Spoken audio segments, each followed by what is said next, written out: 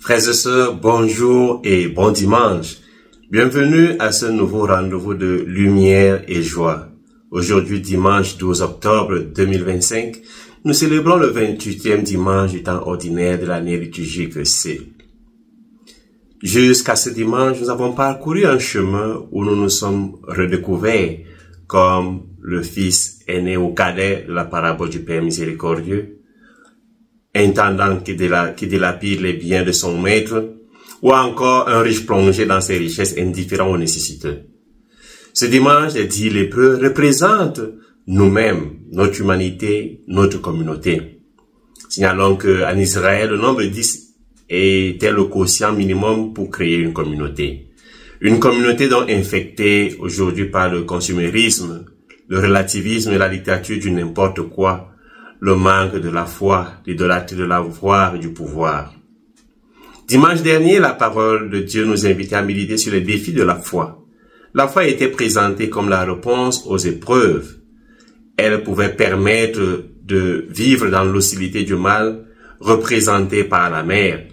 Grâce à la foi, comme un arbre, nous pouvions être transplantés dans la mer et y vivre. Grâce à la foi, nous pouvions aussi déplacer toutes les situations d'épreuve pour qu'elles soient jetées dans la mer. Grâce à la foi, par exemple, face à l'hostilité, le prophète Habacuc, Timothée et les disciples pouvaient être victorieux comme Jésus. Frères et sœurs, en ce dimanche, avec Jésus, nous pouvons vaincre les forces du mal, les forces de la maladie, les forces de la lèpre, les forces de la malédiction de la lèpre, l'épreuve de la persécution, de la prison, de la pauvreté, de l'immigration, l'épreuve même du stress. La foi nous rend vainqueurs de toutes ces choses. Cette foi qui naît de l'écoute et de l'adhésion à la parole de Dieu, cette foi qui naît de la recherche de la rencontre avec Jésus-Christ. Frères et sœurs, ce dimanche, j'aimerais méditer avec vous sur 3 points. D'abord, la foi comme une recherche de guérison, comme un chemin de guérison et de salut. Deuxièmement, la foi qui nous permet une rencontre avec une personne, Jésus-Christ. Et troisièmement, la foi qui est un champ de victoire. Commençons donc par le premier point, la foi, un chemin de guérison, de salut. La foi est une quête, un désir qui nous met en chemin vers une rencontre. Pour y parvenir, il faut se mettre en route, chercher, explorer. À l'image des 10 lépreux de l'Évangile, nous formons une communauté en recherche de salut et de guérison. Le Seigneur, cependant, offre bien plus qu'une simple guérison physique. Il donne la foi véritable. Ainsi, il a accordé à la fois la guérison et la foi au Syrien Naaman, comme au lépreux samaritain, à qui il a déclaré « Va, ta foi t'a sauvé ». Le Seigneur vient à notre rencontre pour approfondir notre foi, mais cela suppose que nous entreprenions nous aussi ce voyage pour aller à la rencontre du Seigneur Jésus. La petite foi qui nous met en mouvement deviendra une foi grande et transformatrice, une foi source de salut. Nous portons tous en nous la lèpre de la médiocrité et du péché, et nous aspirons tous à en être guéris. Dieu nous attend pour nous purifier. Mieux, il vient même nous rencontrer pour nous libérer de cette maladie et de cette médiocrité et nous donner une peau nouvelle, c'est-à-dire une vie renouvelée, le salut. Pour y parvenir, l'homme doit parfois avancer à travers les souffrances, être enchaîné comme un malfaiteur, comme le dit Saint Paul, ou être rejeté comme un lépreux, afin d'accéder au salut qui est dans le Christ Jésus, en vue de la gloire éternelle. Cette nécessité de la recherche nous est rappelée par une anecdote concernant Albert Einstein. Un jour, on lui demanda son numéro de téléphone, et le grand physicien alla chercher l'annuaire pour le trouver. Son interlocuteur interloqué lui dit « Vous ne connaissez pas votre propre numéro ?» Einstein répondit « À quoi bon encombrer ma mémoire avec quelque chose que je peux trouver en 2 minutes dans un livre ?» Frères et sœurs, de même, dans la vie spirituelle, ce qui peut sembler évident doit toujours être recherché. Il nous faut entreprendre le voyage de la foi avec humilité et simplicité, car le mystère divin se révèle dans cette simplicité, dans cette humilité.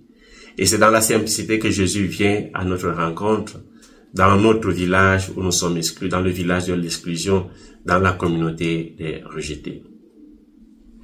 Deuxièmement, la foi, une rencontre avec une personne, Jésus-Christ. La première lecture nous montre Naaman le Syrien qui, en rencontrant le prophète Élisée, fait l'expérience de foi avec le Dieu d'Israël, Yahvé. De même, dans l'évangile, les 10 lépreux rencontrent Jésus. C'est lui qui vient à leur rencontre, qui entre dans leur village où ils sont exclus, le village où ils sont cantonnés pour leur apporter le salut et la foi nécessaire pour l'accueillir. La foi n'est pas simplement un sentiment passif enfoui au fond du cœur de l'homme. C'est une énergie dynamique qui naît de la rencontre avec Dieu. Cette énergie transforme celui qui la reçoit et par lui son environnement. Jésus dit aux lépreux, « Allez vous montrer aux prêtres. » Sur cette parole, ils sont guéris. Le rôle des prêtres est d'authentifier cette guérison. Mais avant qu'un autre ne certifie qui je suis, je dois prendre conscience de mon propre état.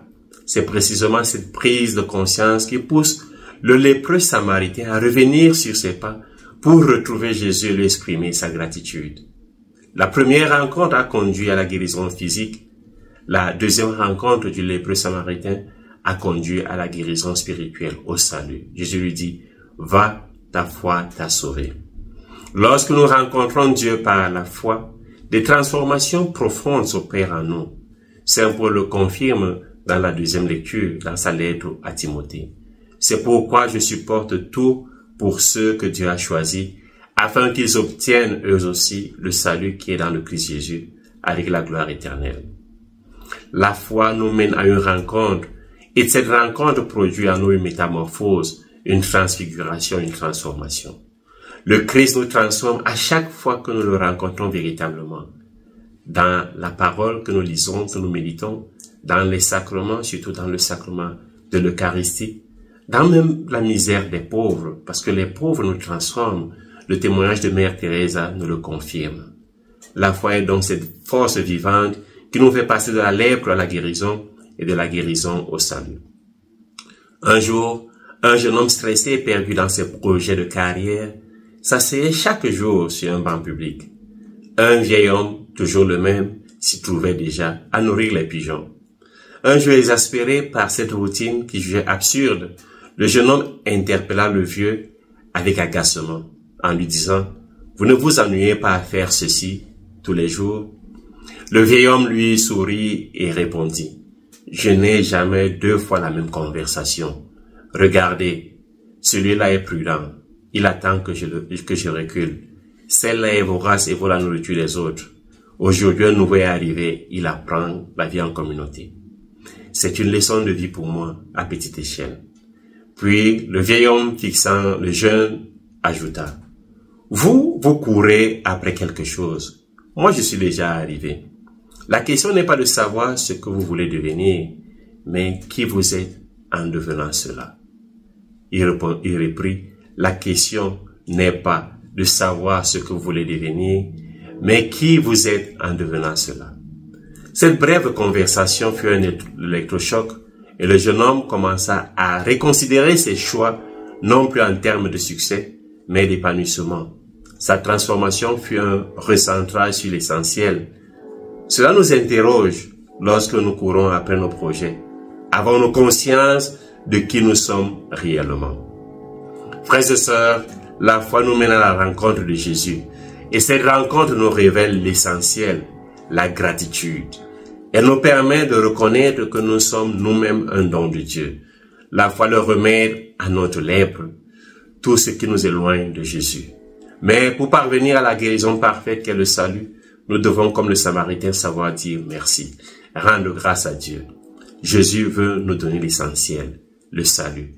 Telle est la finalité de notre foi. Troisièmement, la foi, un chant de victoire, une joie célébrée. Frères et sœurs, où se trouve la véritable joie? Est-ce dans la beauté d'une rencontre? Interrogeons-nous sur ce qui nous comble d'une joie profonde et récurrente. Nous découvrirons alors qu'elle émane toujours d'une forme de beauté. Celle d'un événement, d'une personne, d'une circonstance. Dans l'évangile, la joie du Samaritain guéri naît de la beauté de sa guérison et plus encore de la présence de Jésus-Christ. En revenant vers lui, le Samaritain reconnaît en Jésus le temple nouveau, le nouveau temple, le grand prêtre. Il n'a pas besoin d'aller à Jérusalem. En revenant vers lui, le Samaritain reconnaît en Jésus cette présence divine. La joie est dans la splendeur du beau et la beauté est la splendeur de l'être. Or, Jésus est cet être dont la beauté nous éblouit. Une beauté qui est sacrifice et rédemption. C'est pourquoi le lépreux samaritain revient se prosterner devant cette beauté joyeuse. Comme le disait le pape Saint Jean-Paul II, la beauté est la clé du mystère et un appel à la transcendance. Elle est une invitation à savourer la vie et à rêver l'avenir. La beauté nous projette vers la transcendance. La beauté nous projette vers un avenir radieux. La beauté nous élève vers Dieu et donne un sens à notre existence. Celle de la guérison, la beauté de la guérison a conduit le Samaritain au salut lorsque Jésus lui déclara « Ta foi t'a sauvé ». La beauté de la foi nous obtient ainsi le salut, frères et sœurs, lorsque nous faisons la rencontre avec le Seigneur Jésus-Christ. La joie de la conversion réside dans la beauté de la relation avec le Christ. Mais tout commence par la prise de conscience du don que j'ai reçu. La beauté de la guérison de ma lèpre. Cette beauté, la guérison, opère en nous un changement de direction, nous tournant résolument vers Jésus, qui est l'auteur de cette guérison. Ce retour, vécu dans la foi et la gratitude, fait jaillir la parole salvatrice. Va, ta foi t'a sauvé. Nous aussi, nous devons dire cette parole à nos frères et sœurs. Va, ta foi t'a sauvé. Oui, frères et sœurs, dès lors libéré, le Samaritain peut repartir vers les prêtres, vers les siens ou dans le monde pour annoncer les merveilles de Dieu, pour annoncer la beauté du salut et les fruits de la foi, pour dire aux autres, va, ta foi t'a sauvé. Il chante la victoire de Dieu à travers la mélodie de ses bonnes actions.